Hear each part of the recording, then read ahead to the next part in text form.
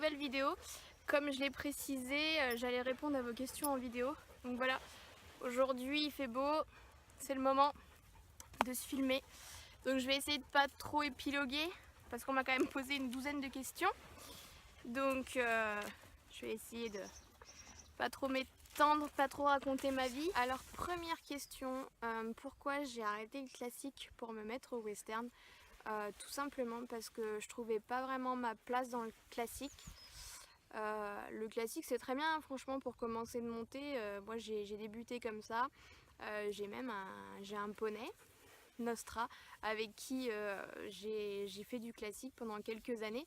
Mais voilà, j'aimais bien le monter, mais j'avais l'impression de le monter pour dire que je le montais. Et je trouvais pas vraiment de sens là-dedans. Et je bavais devant une copine sur un forum, à l'époque des forums, qui avait des chevaux western et qui montaient un peu comme les cow-boys, et j'adorais regarder ces photos. Et du coup, je me suis déjà mise dans l'idée, mise dans la tête, pardon, l'idée de mettre mon poney au western.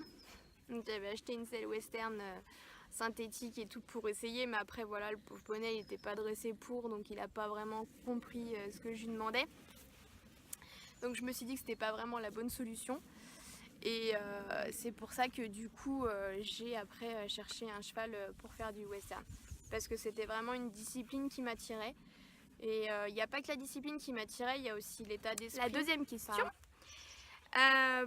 Pourquoi les disciplines de performance sont tes disciplines préférées? Faut savoir qu'à la base, j'ai pas choisi ces disciplines forcément parce que je les aimais bien. C'est que j'ai commencé les concours avec une coach qui m'a dit que j'étais capable de faire ces disciplines-là. Et c'est vrai qu'au final, je m'y suis habituée. Et j'aime beaucoup ces disciplines parce qu'au final, tout le travail que je fais à la maison avec les chevaux, je peux le mettre, comment dire, en pratique lors des compétitions. Je peux montrer ce que je fais avec mes chevaux à la maison. Après, voilà, le showmanship, tout ça, c'est pas des choses que je travaille, mais c'est vrai que horsemanship, pleasure et trail, c'est des choses que je travaille régulièrement à la maison. Donc les pratiquer en concours, c'était un peu logique. Alors la troisième question, c'est est-ce que je prends des cours western? Et si oui, à quelle fréquence et depuis combien de temps? Alors non, je ne prends pas de cours western. J'essaye de faire des stages de temps en temps. J'ai commencé, quand j'ai eu mon cheval en 2012, j'ai commencé à prendre quelques cours, mais c'était vraiment de l'occasionnel, c'était un cours par mois et encore, parce que le problème c'est que j'habite pas non plus près d'un centre d'équitation western. Donc du coup, voilà, c'est fréquence peu élevée. Du coup, j'essaye de faire des stages avant mes concours. Et c'est vrai que quand je regarde à l'année des stages, je dois en faire 2, 3, peut-être 4 maximum. Donc voilà, je ne prends pas vraiment de cours western en fait. Quatrième question. Quand vas-tu commencer les concours avec Pearl? Donc Pearl, c'est la grosse bête au-dessus de moi là. Cette chose-là là. Donc ça c'est la jument de mon père, et en fait commencer les concours avec elle, moi j'aimerais bien commencer tout de suite si je m'écoutais, mais après voilà, pour des raisons personnelles et puis financières aussi, je peux pas être partout, et elle a 8 ans, elle est pas encore mise à une main, et les concours western, il faut que les chevaux au-dessus de 6 ans je crois soient mis à une main pour sortir en compétition amateur. Donc du coup on est un petit peu en retard et je presse pas trop la sortie en concours. On fera sûrement ça en 2019 j'espère, ou alors courant 2018 là après août si je peux, pourquoi pas, je sais pas, je verrai, j'aimerais bien. Du coup, cinquième question, vas-tu encore faire des concours avec le blond? Donc le blond c'est mon cheval, Alfie. C'est ma dernière année de concours là, en 2018. Ça me fait un peu bizarre de dire ça parce que j'ai tellement l'habitude de sortir en compétition avec lui que ça va me faire bizarre. Mais voilà, faut que je me dise que mon cheval prend 18 ans et que je l'ai amené à un point que je pensais pas amener moi-même. J'étais quand même assez satisfaite de ce que j'ai fait et je pense qu'il mérite un petit peu de repos. Après, si peut-être il y a des concours qui qui me donneront envie, je les ferai peut-être, je sais pas. J'ai un peu du mal à me dire que je vais arrêter les concours avec mon cheval en fait, mais voilà. On verra bien ce que l'avenir nous réserve, hein. Alors petite parenthèse pour Léa, bien sûr, si tu proposes une bière, oui, on peut négocier le petit tour avec Alfie, hein, on verra ça. 6e question, quelle épreuve western préfères-tu et pourquoi? Alors, moi j'aime beaucoup le western pleasure, j'adore mon accent anglais, mon dieu c'est horrible. J'aime beaucoup le pleasure parce que je trouve que les chevaux sont très beaux, les tenues des cavalières sont très belles, des cavaliers aussi, hein, il y a des cavaliers. Les selles, la briderie, tout ça c'est vraiment... c'est tout un monde le pleasure. Après c'est vrai que ça paraît un peu superficiel comme monde quand on voit de l'extérieur, pardon. Mais le dressage des chevaux il est juste époustouflant quoi. On voit quasi pas d'action de main, c'est tout avec les jambes et c'est vrai que moi j'adore ça. Après avec mon cheval ça va plutôt bien, on s'en sort un peu. Donc voilà, j'aime beaucoup le pleasure. Comme épreuve western aussi, à part le pleasure, j'aime beaucoup le ranch riding. Je trouve que c'est une discipline, donc vu que c'est une discipline polyvalente, on travaille plein de choses dedans. Et c'est super sympa, les chevaux ils sont un peu typés ranch. On se croirait un petit peu au Texas. Bon, quand on est sur un terrain de concours, on n'y est plus vraiment. Mais voilà, j'aime bien le ranch riding. 7e question, dans quelle discipline Fifi est le meilleur? Alfie pour moi il est le meilleur dans le ranch riding, mais c'est pas une discipline que je fais souvent parce que c'est une discipline qui est que dans les concours à QHC. Parce qu'en fait les concours western il y a les concours à QHC et FFE, et moi principalement je tourne en FFE, amateur. Et là l'année dernière la Coupe d'Europe qu'on a fait avec Alfie c'était donc à QHC, donc il y avait l'épreuve de ranch riding. Et l'épreuve de ranch riding c'est un versatile un peu de toutes les disciplines western, avec quelques figures de reining, des barres, des choses comme ça. Et il faut que le cheval ait une attitude de cheval de ranch.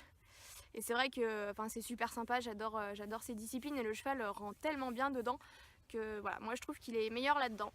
Donc en gros il est meilleur dans une discipline polyvalente. Voilà. Donc, la 8e question, c'est combien de temps consacres-tu à ta passion par semaine?